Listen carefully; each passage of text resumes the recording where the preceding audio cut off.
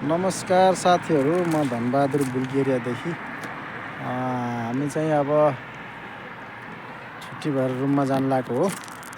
अब जाडो पनि बढिरहेछ अनि नेपालबाट चाहिँ जति चाहिँ पनि नेपाली दाजुभाइ दिदीबहिनीहरू आउनुहुन्छ उहाँहरूलाई म के भन्न चाहन्छु भन्दा